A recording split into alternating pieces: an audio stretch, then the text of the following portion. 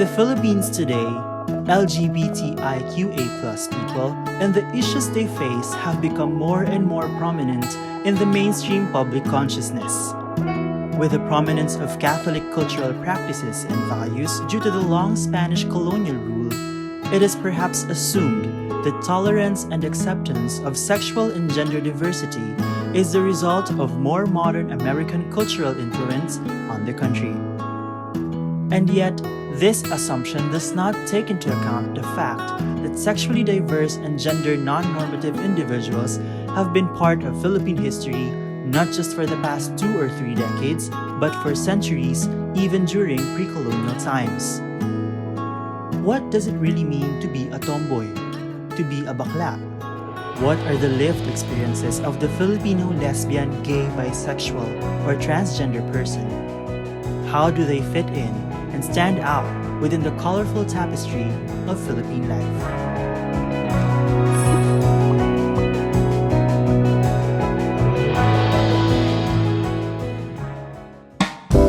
More tomboy, more bakla than we admit.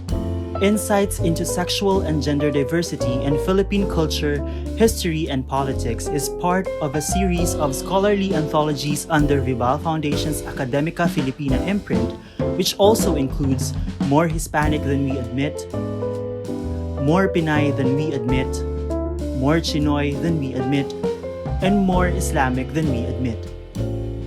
Each book in this series gathers scholars and experts in a multitude of fields: history, politics, economy, art, literature, sociology, popular culture, and more, to examine aspects of the Filipino that are often overlooked or not given much scrutiny.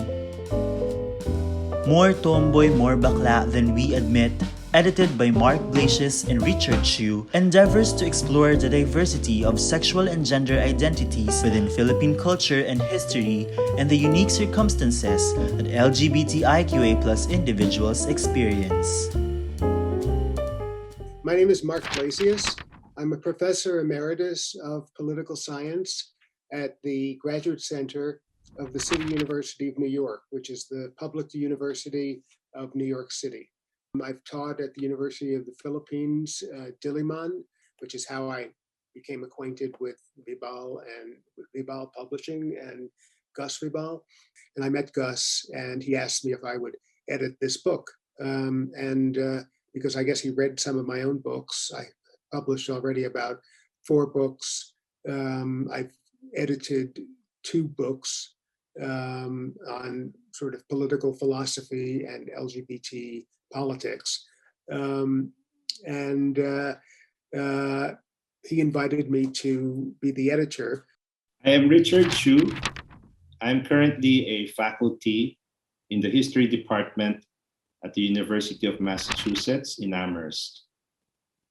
I am also the co-editor of the anthology More Tomboy, More Bakla Than We Admit. We wanted the essays in the anthology to be as widely representative of the LGBTIA+ community in the Philippines. So we wanted to make sure that there is an essay covering or pertaining to the bakla in the Philippines, an essay that would pertain to transgender individuals, or an essay that would also pertain to lesbians or tomboys.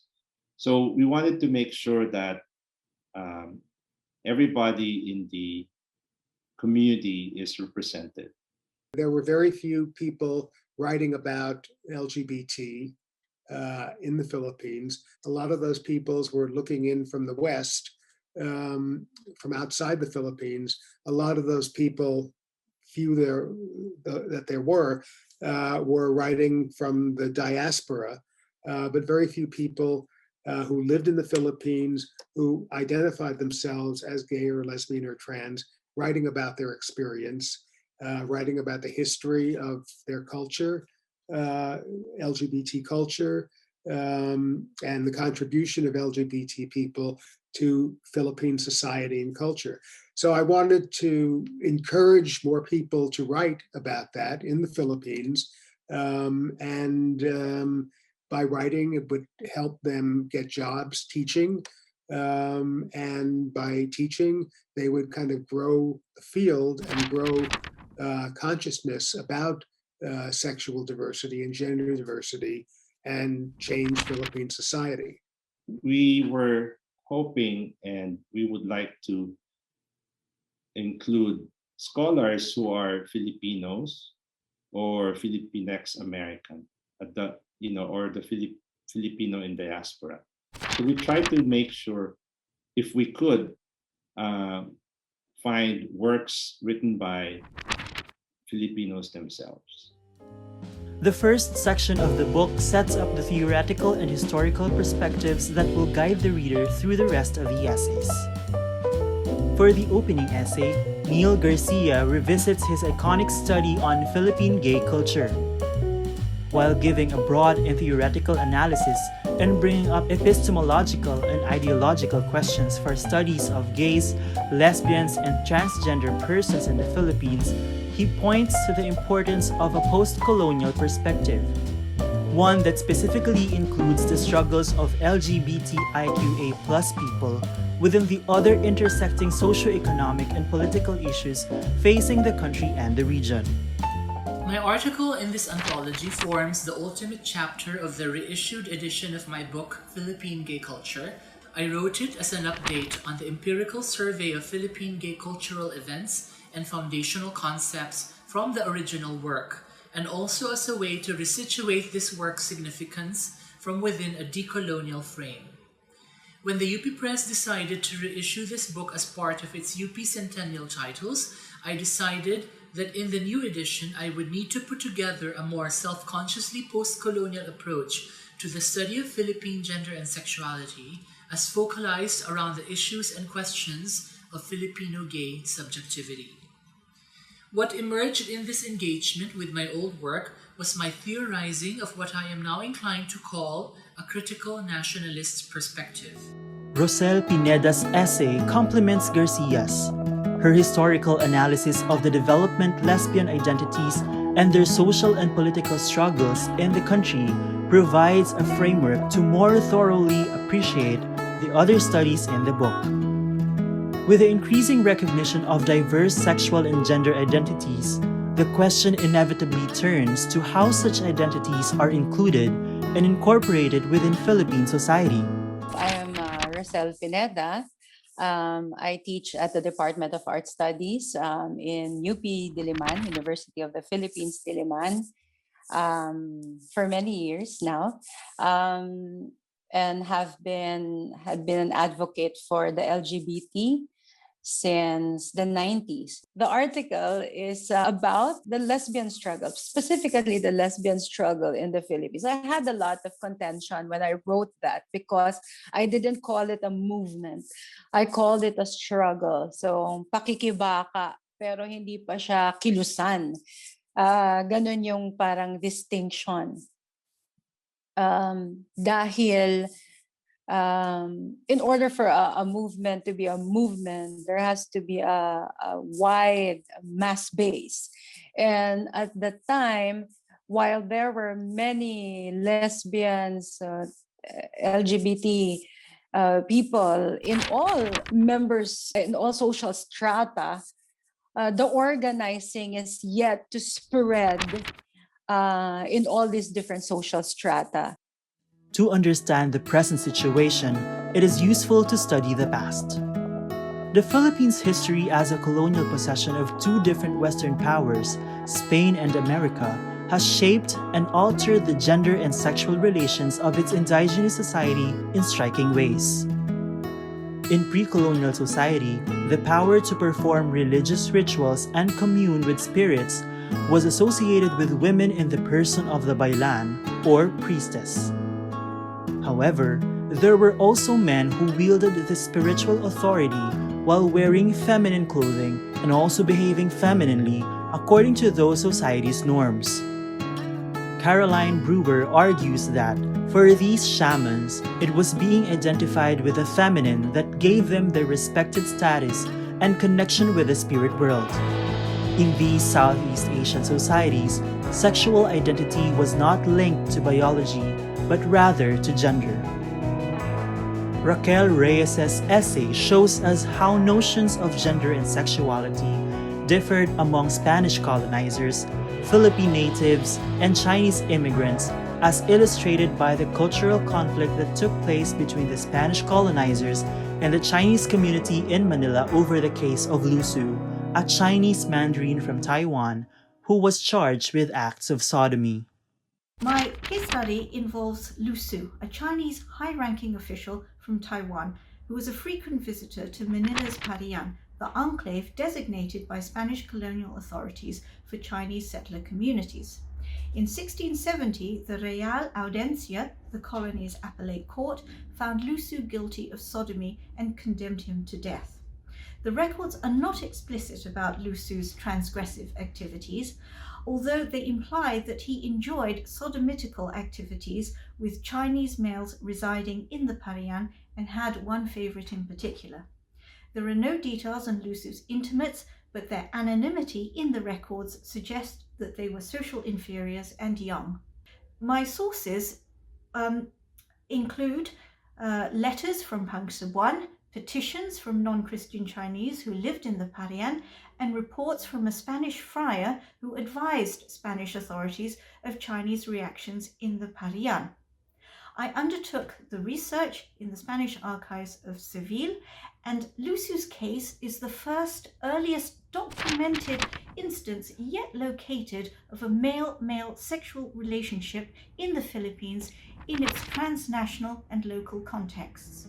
Wayne Marquez follows this subject as well by looking not only at the behavior of individuals like Lu Su, but also at the gender and sexual practices in Imperial China at the time, as well as the context of Spanish institutional responses toward the practice of sodomy in the Chinese community. This social and transnational history documents the agency of the Chinese and how ideas were translated across cultures and nations. I'm Joanne Marquez, and I currently teach history in Japan. I'm a high school teacher. I live in Yokohama. I've been in Yokohama for 9 months already. And my article is entitled Pecado Nefando and the Chinese in Early Spanish Philippines, Hispano-Asian Encounters and Ethnosexual Discourses. My article is all about how the Chinese in Spanish Philippines were targeted for sodomy prosecutions. I'm not the first one to write about such, nor am I the only contributor who wrote about it in the anthology. So what I simply tried to do in the article was to show how the broad political and social context is important in understanding how Spain treated the question of sodomy in its colonies like the Philippines, and how it clashed with the understanding of the Chinese immigrants given their social context in the late Ming and Qing dynasty. This set of essays focus on how individuals see themselves and how they describe and identify themselves to society in terms of sexual or gender identities. What do Filipino terms like Bakla or Tomboy actually mean to the people who use them? And how do they relate with terms like gay and lesbian? How are English language terms appropriated and redefined by members of the LGBTIQA+ community in the Philippines? In his essay, Michael Tan points out that the term bakla was originally used to connote effeminacy rather than sexual orientation.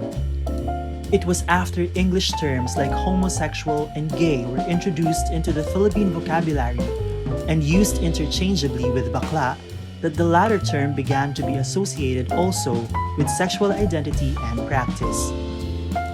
In Tan's study, many of the men he surveyed, mostly educated middle to upper class and below 30, chose to use the term gay instead of bakla to identify themselves, associating the latter term with effeminacy as well as with lower socioeconomic classes.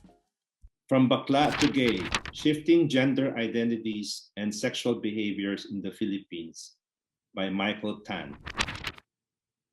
In his essay, From Bakla to Gay, Shifting Gender Identities and Sexual Behaviors in the Philippines, Michael Tan points out that bakla, unlike gay, was originally a term that connotes effeminacy and not sexual orientation. In other words, it was linked with a gender identity. When the term homosexual was introduced into the Philippine lexicon and then used interchangeably with bakla, the latter term bakla began to be associated also with sexual identity and practice. But even with such association, the term bakla continues to be identified with effeminacy. Hence, even the word bisexual is not used as a sexual identity, but as a gendered identity. Bisexuals in the Philippine context are popularly believed to be closeted baklas, that is, men who act or believe themselves to be heterosexual but are secretly otherwise. This bias against being seen as effeminate is further manifested among Filipino men seeking other men on online dating websites. In his essay, Ronald Baitan studies how many of these men steer clear of the term gay and choose to identify themselves as bi, despite being attracted only to men. Thus, the word bisexual is used differently from how it is in the Western world, not as a sexual identity, but as a gendered identity connoting masculinity. While tracing the development of tomboy, lesbian, and transgender communities in the country, Jennifer Joseph points out the distinct ways that such identities are perceived locally. In the Philippines, the term lesbian is often used by or associated with those from a middle-class background, while tomboy is more often associated with those from the working class or the urban poor, similar to bakla. The recognition of trans men further complicates the question of how the Pinoy tomboy relates to Western-based identities. I met JJ in the Philippines, my first trip there in 2003, and she had just published a master's thesis on how lesbians came out, sort of how lesbians were discriminated in the women's movement in the Philippines, and how they had to fight to be accepted as lesbians, even in a progressive movement like feminism in the Philippines. And I called upon her to write, to kind of update the master's thesis and show how transgender people in the Philippines had to fight for acceptance in the women's movement, in the feminist movement, over a 30-year period, and are now accepted members of that movement. I think even Tomboy or Bakla can have local reverberations, and there are issues of power, language, and access and equity. So even in Bakla, those are not perfect translations, or they don't apply to every ethno-linguistic group. With a broad picture of what it means to be an LGBTIQA+ person in Philippine society today, the next set of essays examine how Filipinos challenge the limitations imposed on them by heterocentric cultural institutions and gender norms, as well as global economic forces. Several essays delve into the unique experiences of LGBTIQA+ outside of the urban and Metro Manila-centered context. In Aklan, the term for gay is agi, which is similar to but distinct from the term bakla, as Patrick Alcedo writes. One self-identified agi, known as Thai August, has become a part of the local Ati-Atihan Festival in Kalibo, Aklan for many years. Thai August's participation is seen as a panaad or penitential act to please the Santo Niño. This is an example of how LGBTIQA+ individuals negotiate societal and religious norms, allowing them to express their sexual and gender identity in ways that may seem transgressive but still fit within the boundaries of church norms in ways that make sense to the people involved. So it's focused on my former ballet teacher, Augusto Johnson, and he transforms himself as a fully bergère chorus girl during the Ati-Atihan festival. So anyway, he was a very, very close friend of ours. And so I thought that as an icon of the Ati-Atihan festival, I should write a chapter about him. So his participation in the Ati-Atihan festival as an act of faith was a dissertation chapter, and I turned it into an article. And the title became Sacred Camp, using Susan Sontag's formulation of it. And I argue that through a performance such as his, one could really dehomogenize the way that we practice Catholicism, and how could the Agi or the Bakla participate in the practice of Roman Catholic faith.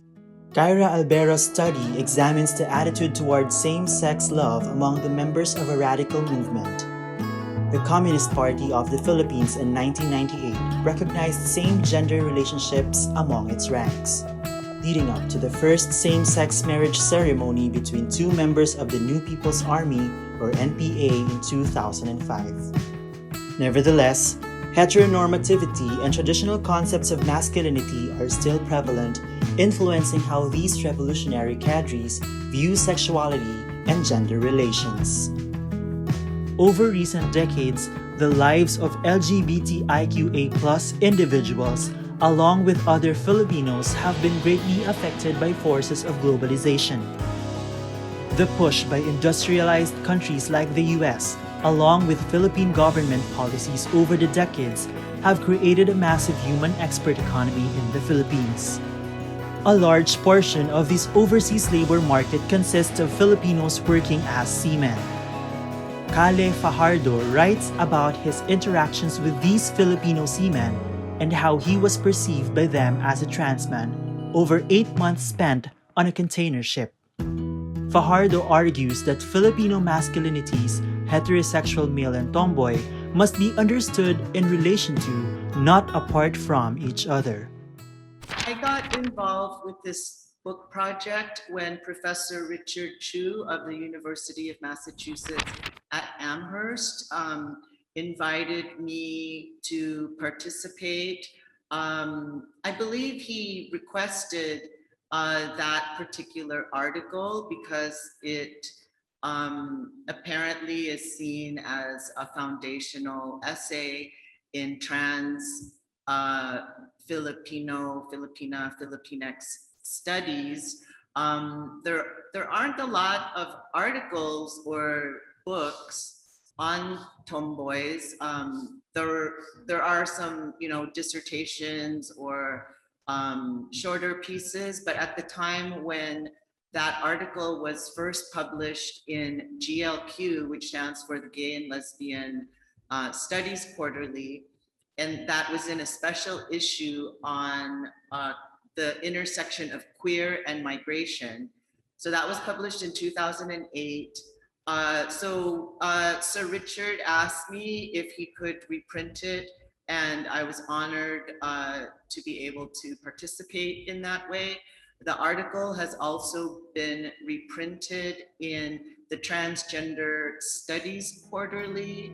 But not all Filipino men were able to find work abroad as seamen or construction workers. During the 1970s, the rise of gay bars led to gay identities becoming associated with commercialized sexual exchange, as so-called macho dancers earned their living by displaying their bodies for the eyes of gay men or straight women. This was part of what Rolando Tolentino describes as the feminization of Filipino male labor and the reconfiguration of Filipino masculinities. My essay is on macho dancing, and the feminization of labor, as it is tied up to a kind of commercial sex that is also linked uh, to the intensification of global neoliberalism. I talk about the two generation of macho dancing um, that takes place in the gay bar. No, it is a unique kind of Philippine expression of sexuality,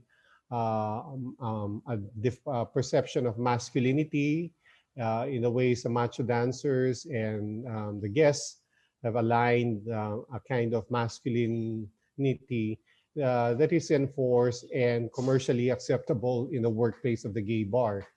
In the last part of the book, struggles for justice and recognition in larger society are expressed in terms of individual experience, identity, and relationships, calling to mind the progressivist motto, "The personal is political." Richard T. Chu's essay takes an autobiographical approach, using his own life experience to explore a topic that has rarely been studied: the intersection of sexual identities with religious and ethnic identities among diasporic Chinese. As he does so, Chu paves the way conceptually for discussing the challenges of an LGBT-inclusive Philippine psychology. I wrote growing up male Chinese and Catholic in the Philippines, and the son my mother wanted me to be, as a way to also understand myself. Um, because I grew up with different identities. I'm Chinese, but I'm also Filipino. I'm gay. I'm male. I'm Christian or Catholic, but also Buddhist. So writing this piece helped me to understand myself better, how my different identities intersect with one another, and how they all form who I am. But at the same time, I wanted other people who are in similar situation to learn from my own experiences. I think there is again a lack of openness and willingness to discuss sexuality uh, within my own community. For example, the Chinoy or the Filipino Chinese community in the Philippines. The topic of gender and sexual identities is often, if I mean, is not talked about. So I hope by writing this essay, it will engender not only interest but also a sustained commitment and dialogue or discussion about gender and sexual identities, um, not only within the Chinese Filipino community, but also within the broader society. Eric Julian Manalastas and Beatriz Torre tackle this in their essay, exploring how the psychological profession in the Philippines has sought to address LGBT-specific issues over the years, including the landmark statement of the Psychological Association of the Philippines on non-discrimination based on sexual orientation, gender identity, and expression, released in 2011. Hi, I'm Beatrice Torre, or Bea for short. I'm currently an assistant professor at the UP Diliman Department of Psychology, and I am also the current chairperson of the Psychological Association of the Philippines LGBT Psychology Special Interest Group. The article that Eric and I co-wrote, entitled LGBT Psychology in the Philippines, is kind of like a story of how we and some of our colleagues came together to try to use psychology, organized psychology, within the PAP, the Psychological Association of the Philippines, as a platform to push for the rights and well-being of LGBT Filipinos. So it talks about this article talks about some of the critical events, mostly involving Filipino psychologists in national media in some form or another, na nag-spur ng discussion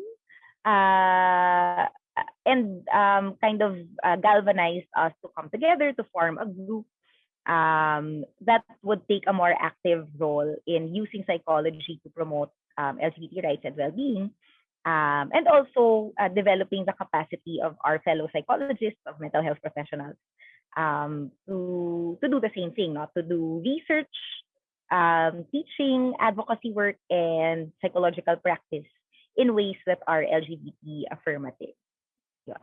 So, and we in this article we also discuss some of the insights that we've learned from our experiences, and some of the the conditions or the factors that help us achieve kung ano man yung na-achieve namin na kahit pa paano meron kaming konting gains that we have made. So we also talk about the factors that helped us to do that. In the context of the political gains and obstacles of LGBTIQA+ people in the Philippines and the region, Mira Ofreneo explains the scope and methods of psychological science in order to present an outline for a distinctive theory and practice of Philippine LGBT psychology. In the context of the political gains and obstacles of LGBTIQA+ people in the Philippines and the region, Mira Ofreneo explains the scope and methods of psychological science in order to present an outline for a distinctive theory and practice of Philippine LGBT psychology, one that is guided by ethical standards and informed by psychological studies of LGBT populations, as well as international standards of human health and well-being. The last chapter in the book is by Mira Ofreneo. So this is really an essay on how to think about psychology as an academic discipline that helps people create social change, to better their own standard of living, to better their own well-being, both economic and psychological and spiritual, using psychology. And we have it's the last essay to the book because it creates a view of a better society and the role of the personal in relation to the political in creating a better society, using the tools of psychology, the academic discipline of psychology, understand scholarly essays in the Philippines. While heteronormative values and institutions continue to be prevalent in the Philippines and to have undeniable impact, LGBTIQA+ Filipinos nonetheless manage to carve out spaces to express, define, and exist as themselves within society. Ultimately, it would be impossible for even the most exhaustively compiled anthology to cover every topic worth examining under Philippine LGBT studies. Many areas not brought up by the essays in this book would be ideal subjects for further study. The picture of the Pinoy LGBT experience is never complete, because it is always growing in richness and complexity as part of the shifting multichromatic canvas of Philippine history and the Filipino experience.